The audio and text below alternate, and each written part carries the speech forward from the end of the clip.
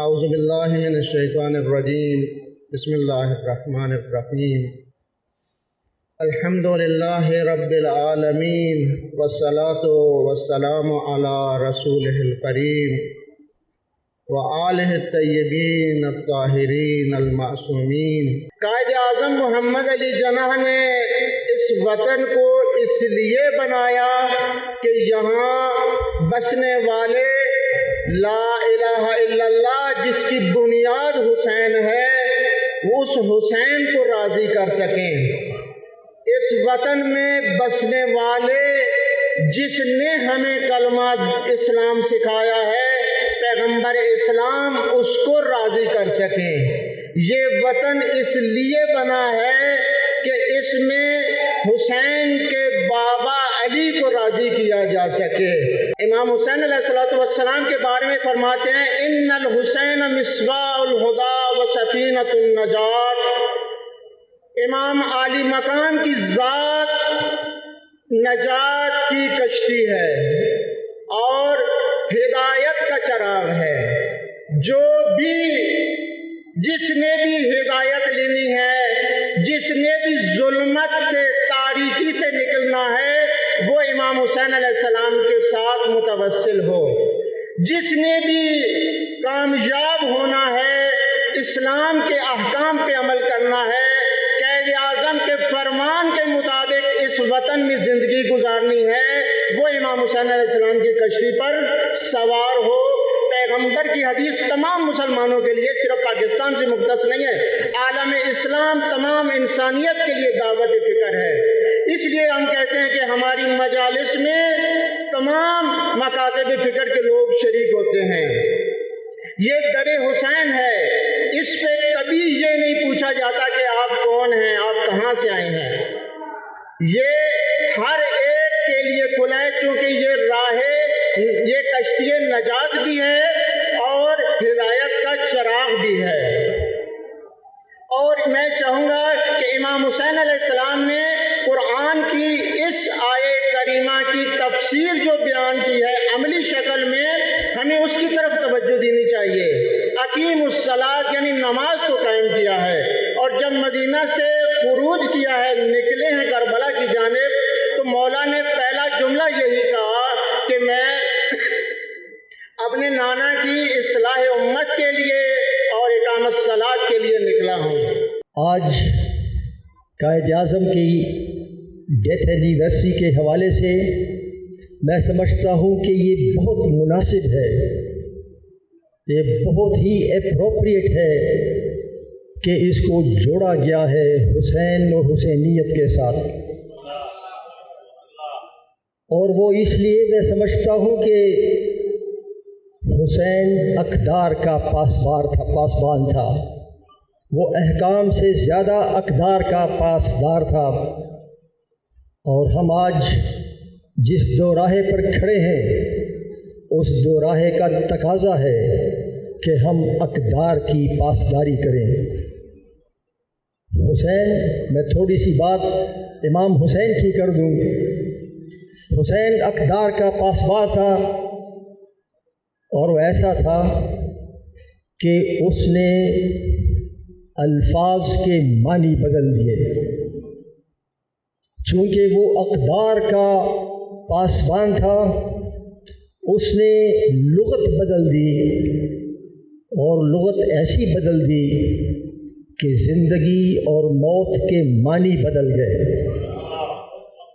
زندگی جو سانسوں کے تسلسل کا نام ہے، اور موت جو اس تسلسل کا خاتمہ ہے، حسین نے ثابت کیا کہ سانسوں کے تسلسل کا خاتمہ جسے ہم موت کہتے ہیں وہ دراصل ایک بہت اور دوسری زندگی ہے۔ تو وہ ایسی ہستی تھی جنہوں نے زندگی اور موت کے معنی بدل کے رکھ دیے۔ وہ ایسی ہستی تھی جنہوں نے عزت اور ذلت کے معنی بدل دیے، اور یہ ثابت کر دیا کہ عزت کوئی جابر حکمران اپنے حکم کے تحت اسے عزت نہیں مل سکتی، اگر کوئی جابر حکمران اپنے حکم اور جبر کے ذریعے عزت کا مطالبہ کرے گا تو ذلت اس کا مقدر ہے۔ تو حسین نے زندگی اور موت، حسین نے عزت اور ذلت، ان کے معنی جو تھے تمام لغت تبدیل ہو گئی ہے۔ اس لیے وہ تاریخ میں ہمیشہ اس طرح سے یاد رہے گا کہ انہوں نے الفاظ لغت تبدیل کر کے رکھ دی، خواہ عزت ہو، ذلت ہو، زندگی ہو یا موت ہو، ان سب کے معنی اس نے تبدیل کر دے رکھیے، اس لیے کہ وہ اقدار کا پابند تھا، وہ احکام سے زیادہ اقدار کا پابند تھا۔ اور آج میں سمجھتا ہوں کہ قائد اعظم کی اس ڈیتھ اینیورسری کے حوالے سے میں قائد اعظم کے اقدار کی بات کروں گا، اور ضرورت اس بات کی ہے کہ ان اقدار کی پاسداری کی جائے۔ قائد اعظم کسی کی اگر اقدار دیکھنے ہوں، اس کی جانچ پڑتال کرنی ہو، تو اس کے قول، اس کی باتیں، اس کا عمل،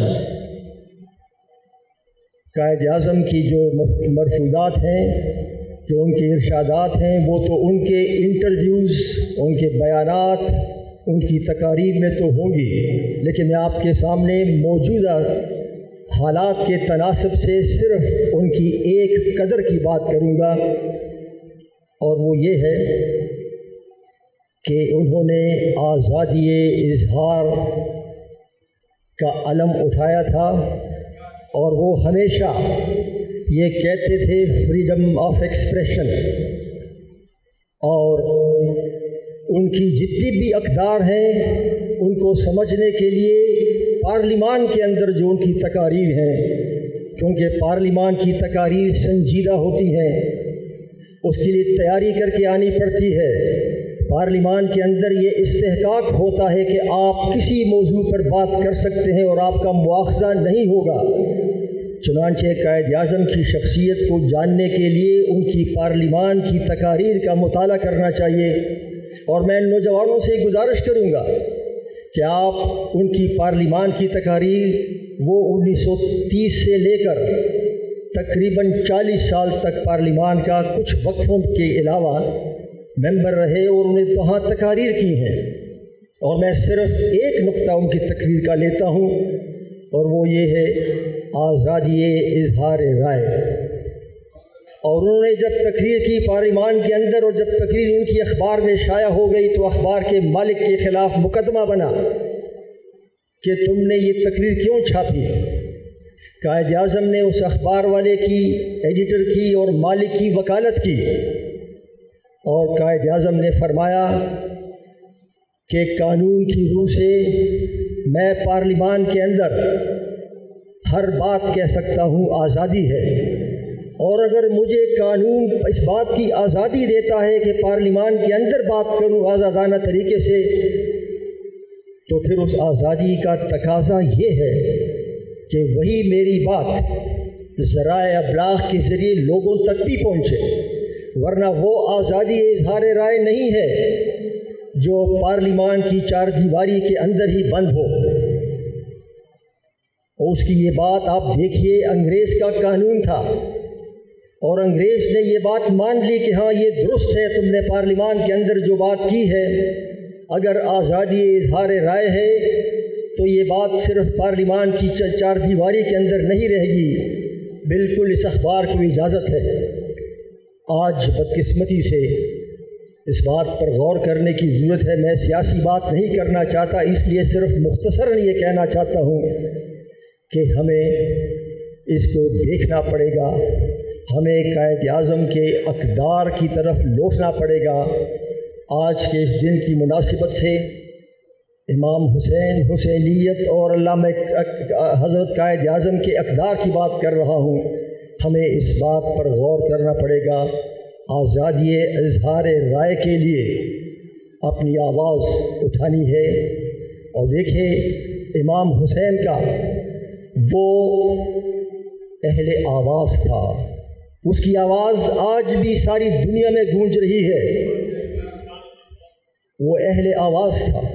اور یاد رکھو، آپ میں سے ہر ایک کو، ہم میں سے ہر ایک کو، خواہ وہ اہل قلم ہے خواہ وہ اہل بیان ہے، اہل قلم اور اہل بیان سے بلند تر ہے اہل آواز، اور حسین سب سے بڑا اہل آواز تھا جس کی آواز آج بھی گونج رہی ہے۔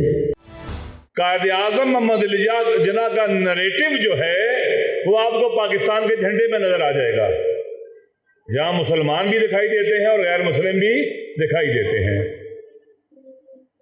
مسلم پاکستان، قائد اعظم ایک ایسا مسلمان ملک جس میں جمہوریت ہو، جس میں عوام کو حق انتخاب دیا گیا ہے، عوام کے منتخب نمائندے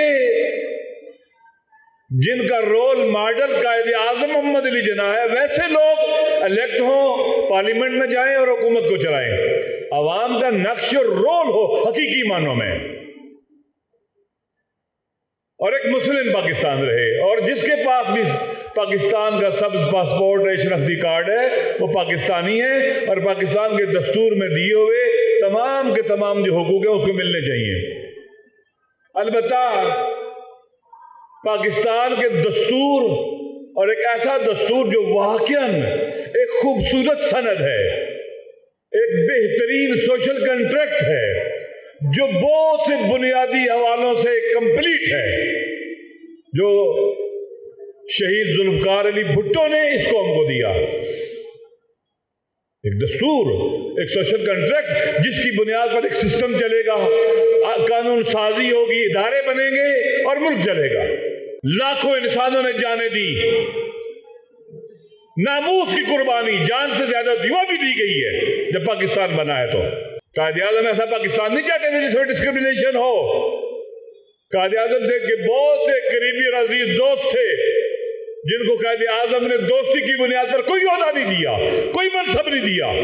قائد اعظم محمد علی جناح کے پاکستان میں ہندو ہے، اپنی عبادت گاہ میں جائے اور آزادی سے عبادت کرے، عیسائی ہے، آزادی سے عبادت کرے، آزادی عقیدہ ہے، آزادی یہ بیان ہے، عقیدے کی آزادی ہے، اپنی عبادات پر جیسے چاہے عمل کرے، حکومت کی ذمہ داری ہے فیسیلیٹیٹ کرے، سہولتیں مہیا کرے۔ جو بھی سکھ ہے اپنی عبادت گاہ میں جائے، اہل سنت ہے اپنی عبادت گاہ میں اپنی عبادات کو انجام دیں، اولیاء اللہ کے ماننے والے ہیں ان کے عرس منائیں، انہیں آزادی ہے، اہل تشیع ان کو آزادی ہے۔ قائد اعظم محمد علی جناح کی سوچ فرقہ وارانہ نہیں تھی، وہ اہل تشیع ہونے کے باوجود کہیں ان کے عمل میں مذہبی ڈسکرمنیشن، کسی ایک مذہب والے کو دوسرے پر، ایک مسلک والے کو دوسرے پر ترجیح نہیں نظر آتی۔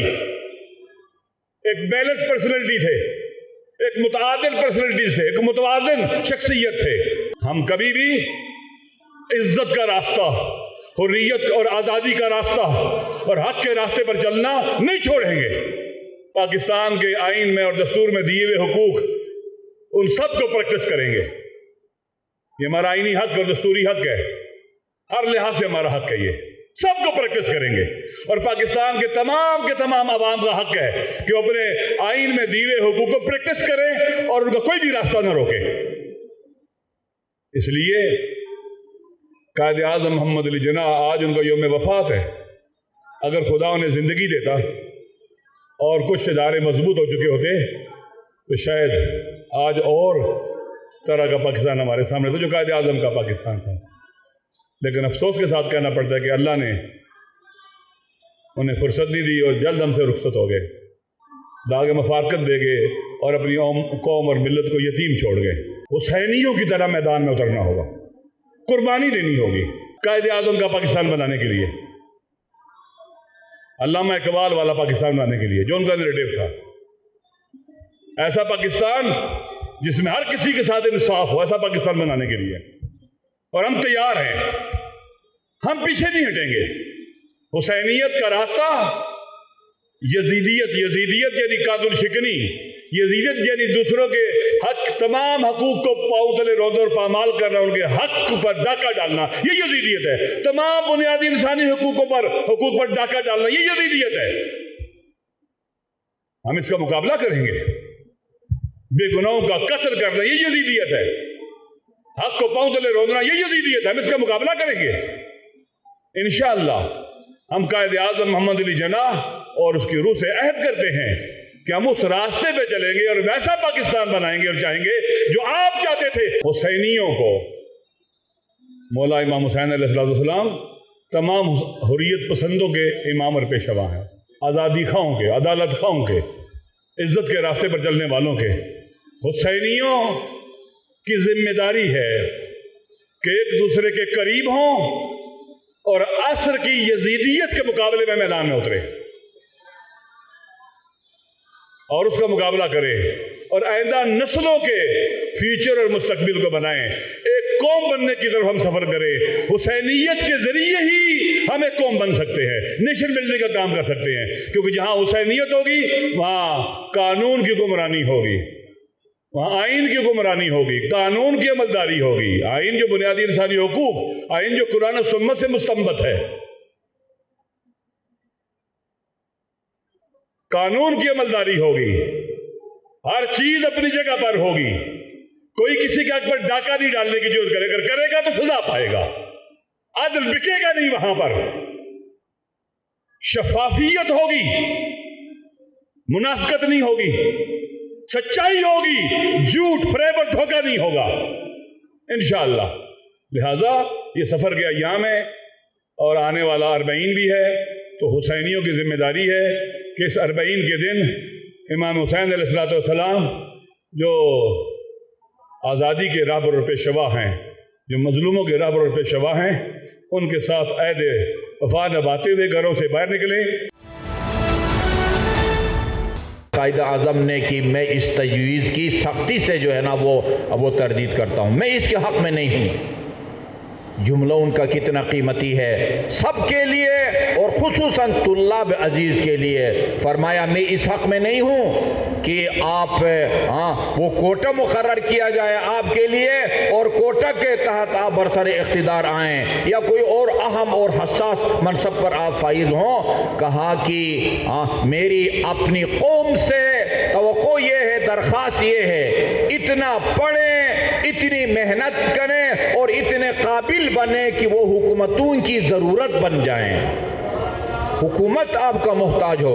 आज भी ऐसे अफराद मौजूद हैं कि हुकूमतें उनके मोहताज होती, उनके बगैर उनका गुजारा नहीं चलता। फिर उन्होंने मुझे कई ऐसी मिसालें दी। एक डॉक्टर सर्जन की मिसाल दी, उनका नाम डॉक्टर हसन था। कहा कि वो डॉक्टर हसन बहुत माहिर डॉक्टर था, उसको उठा के किसी देहात में फेंका था हुकूमत ने, वज़ारत सेहत ने।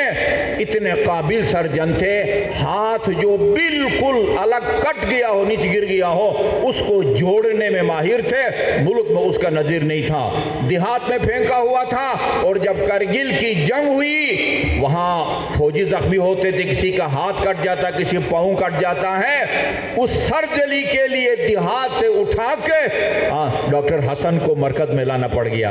मिसाल दे रहे थे, इतना पढ़ो, मेहनत करो और काबिल बनो कि हुकूमतों की ज़रूरत बन जाओ। हुकूमत तुम्हारी मोहताज हो, तुम हुकूमतों के मोहताज ना हो।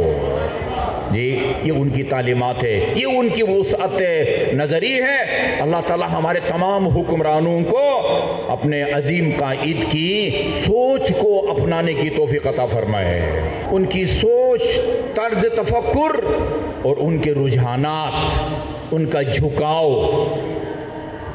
सबसे पहले तो मैं ये अर्ज़ करूँ, मैंने बाद मजालिस में भी अर्ज़ किया है, हमारे पास दोस्तों के पास अखबार की कटिंग मौजूद है। मौलाना कौसर नियाज़ी वो इंडिया के दौरे पे गए।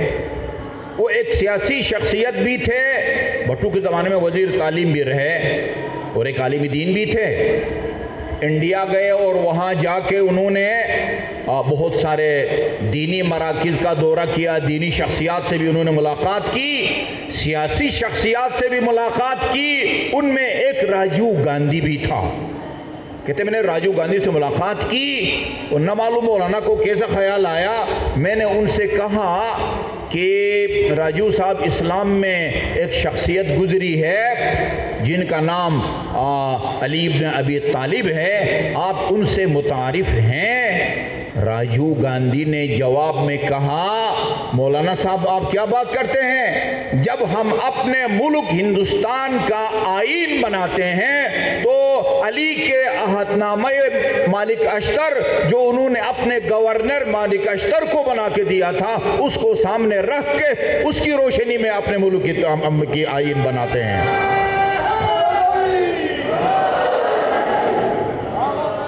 ہمارے اللہم صلی اللہ علیہ محمد، ہمارے عظیم قائد نے سب سے پہلے عہد نامہ مالک اشتر کا ترجمہ علامہ رشید ترابی رحمۃ اللہ علیہ سے کرایا۔ جی، اس کی انگلش کاپی میرے پاس موجود تھی، وہ جو یکساں نصاب کمیٹی کی میٹنگ ہوتی ہے سب کو میں نے دیا ہے، اور NCC سیکریٹریٹ کے تمام لوگوں کو دیا ہے، کہ جس میں انہوں نے لکھا ہے مقدمے کے اندر، میں نے قائد اعظم کے حکم پر، انہوں نے مجھے حکم دیا اور فلان ہوٹل میں کمرہ لے کے دیا کہ آپ عہد نامہ مالک اشتر کا ترجمہ کریں، اور میں نے جو تجاویز دی ہیں نصاب میں اپنے تحفظات کو ظاہر کرنے اور تجاویز کے لیے ہمیں جو دیا تھا، اس میں میں نے یہ تجویز رکھی ہے کہ عہد نامہ مالک اشتر کو نصاب کا حصہ بنا دیا جائے۔ اب وہ میں تو ابھی فی الحال 7ویں 6ٹھی 7ویں اور 8ویں کی وہ کتاب تیار ہو رہی ہے، اس کو آپ ایک کتاب کے اندر تو پورا عہد نامہ نہیں آ سکتا، اس کو تقسیم کریں، 7ویں 8ویں 9ویں 10ویں فرسٹ ایئر سیکنڈ ایئر، لیکن ہمارے بچوں کو جنہوں نے کل MNA بننا ہے، جنہوں نے کل وزیر بننا ہے، جنہوں نے کل وزیر اعظم بننا ہے، ان کو پتہ ہونا چاہیے کہ کس طرح اسلامی خطوط پر اور عدل اور انصاف کے مطابق ملک میں نظام چلایا جاتا ہے۔ امیر المومنین فرماتے ہیں، کانا مالک کما کنت رسول اللہ، مالک اشتر میرے لیے ویسے ہی دست و بازو ہے جیسے میں رسول خدا کے لیے دست و بازو تھا۔ اور ایک اور نقطہ کہیں یا درخواست جو آپ حضرات کی خدمت میں عرض کروں گا، اور یہ میڈیا کے ذریعے جہاں جہاں تک میری آواز جاتی ہے، وہ یہ ہے میرے برادران عزیز کہ آپ لوگ مستند کتابوں کا مطالعہ کریں، ایسی وہ شوشاں اور پٹاخے نہیں، مستند کتابوں کا مطالعہ کریں۔ عام مسلمانوں کو اہل بیت اور ان کے فضائل سے دور رکھا گیا ہے۔ یہ نائجیریا میں جو وہ شیخ ابراہیم نے صاحب کتنے مسلمانوں کو شیعہ بنایا ہے؟ لاکھوں یا کروڑوں؟ لاکھوں مسلمانوں کو مکتب اہل بیت کے پیروکار بنایا ہے شیخ ابراہیم نے۔ شیخ ابراہیم کیا کہتے ہیں؟ قذاق۔ ابھی لمبے عرصے کے بعد وہ رہا ہوئے ہیں۔ انہوں نے کب کسی سے مناظرہ کیا ہے؟ کب انہوں نے کوئی دل آزار بات کی ہے؟ کب کوئی اشتعال لنگے دوسرے دن ان کا سر قلم نہ کر دیا جاتا اگر کس کی شان میں انہوں نے گستاخی ہوتی؟ نائجیریا کے اندر انہوں نے صرف اہل بیت اطہار علیہ السلام کا تعارف کرایا مسلمانوں میں۔ کام کریں، مطالعے کریں، اور سوشل میڈیا پر یہ کسی کی دل آزاری نہ کریں۔ مکتب رسول وہ ان کی المراجعات کا جو ترجمہ ہے وہ کس نام سے ہے؟ یاد ہے آپ کو؟ مذہب اہل بیت۔ عبد الحسین شرف الدین کی کتاب المراجعات، مصر کے ایک عالم دین شیخ سلیم، ان کے ساتھ ان کا خط کتابت کے ذریعے مناظرہ ہوا ہے، اور کتاب کا نام ہے المراجعات۔ اس کا اردو ترجمہ مذہب اہل بیت کے نام سے ہے۔ میرے عزیزوں، خریدیں، سب خریدیں، اس کتاب کو پڑھیں۔ انہوں نے اہل بیت اطہار علیہ السلام کے فضائل کو، رسول خدا کے احادیث کو، یعنی اہل سنت برادران کی کتابوں سے لکھا ہے۔ ان کتابوں کو پڑھیں۔ مکتب کا دفاع ہر وقت ہر شخص پر فرض ہے، لیکن آج کے زمانے میں ہماری ذمہ داریاں اور ہم سب کی ذمہ داریاں یہ اب یہ وہ زمانہ گزر گیا کہ آپ صرف وہ امامہ بے سر عالم دین حجت الاسلام یا علامہ سے یہ توقعات رکھتے تھے۔ آج ہر مومن پڑھا لکھا طالب علم وہ ان کی مستند کتابوں کا حوالہ دے کے اپنے مکتب کے دفاع کی صلاحیت رکھتا ہے، اور اس میں جو کوتاہی کرے گا وہ اللہ تعالیٰ کی بارگاہ میں جواب دہ ہوگا۔ کام کریں، آپ لوگ کام کریں، بعض کام کر رہے ہیں اور انتہائی اچھے انداز میں کر رہے ہیں اور اس کا اثر ہو رہا ہے۔ یہ برسی یعنی ایصال ثواب کی مجلس ہے۔ ہم یہاں اس لیے جمع ہوئے ہیں کہ اپنے اس عظیم قائد کی خدمات کی طرف دنیا کو متوجہ کریں اور وہ ذکر کریں کہ جس کا ثواب ہم ان کی روح کے لیے ہدیہ کریں۔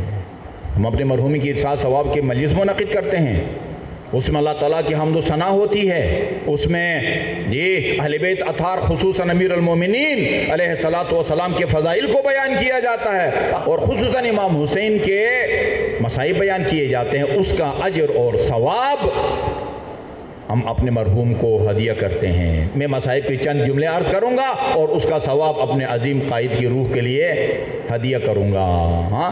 سفر کی پہلی تاریخ کو اہل بیت اطہار کا یہ لٹا ہوا قافلہ شام پہنچتا ہے، سفر کی پہلی کو۔ یہ جو ہماری مجالس کا طریقہ ہے نا، طریقہ یہ ہم نے امام سجاد علیہ السلام سے سیکھا ہے۔ میں اپنی طرف سے کوئی مصائب نہیں پڑھوں گا، سید سجاد کے مصائب کے چند جملے آپ کو سناؤں گا۔ طولانی فضائل پڑھے، فضائل کا آخری حصے میں آپ نے اپنا تعارف کرایا، فرمایا میں محمد مصطفیٰ کا بیٹا ہوں، میں فاطمۃ الزہرا کا بیٹا ہوں، میں خدیجہ الکبریٰ کا بیٹا ہوں، میں علی مرتضیٰ کا بیٹا ہوں۔ اس کے بعد پھر مصائب شروع کیے، وہ مصائب سنائے دربار یزید کے مجمع کو جو چند دن پہلے کربلا میں اپنی آنکھوں سے دیکھ کے آئے تھے۔ فرمایا انا ابن المقتول ظلما، میں اس مظلوم باپ کا بیٹا ہوں جس کو بے جرم و بے خطا ظلم و ستم سے شہید کیا گیا۔ انا ابن العطشان حتی قضا، اس باپ کا بیٹا ہوں جس کو فرات سے چند قدم کے فاصلے پر تشنہ لب اور پیاسا شہید کیا گیا۔ اس کے بعد فرمایا ایک مصائب کا طوفان، انا ابن المذبوح من القفا، میں اس مظلوم باپ کا بیٹا ہوں جس کو پس پشت سے ذبح کیا گیا، اس کا بیٹا ہوں کہ جس کی شہادت کے بعد اس کے سر مبارک کو تن پاک سے جدا کر کے نو کے سنام پر بلند کیا گیا۔ اور آخر میں مصائب کا وہ جملہ پڑھا جس کو سجاد ساری زندگی نہ بھلا سکے۔ فرمایا میں اس باپ کا بیٹا ہوں کہ جس کی شہادت کے بعد اسی کے اہل حرم کو، نبی کی نواسیوں کو، علی کی بیٹیوں کو کربلا سے لے کر کوفہ اور کوفہ سے لے کر شام کے بازاروں اور درباروں میں پھرایا گیا۔ لا اضحک اللہ سن الدہر ان ضحکت وآل احمد المظلومون قد قہروا ولا حول ولا قوة الا باللہ العلی العظیم۔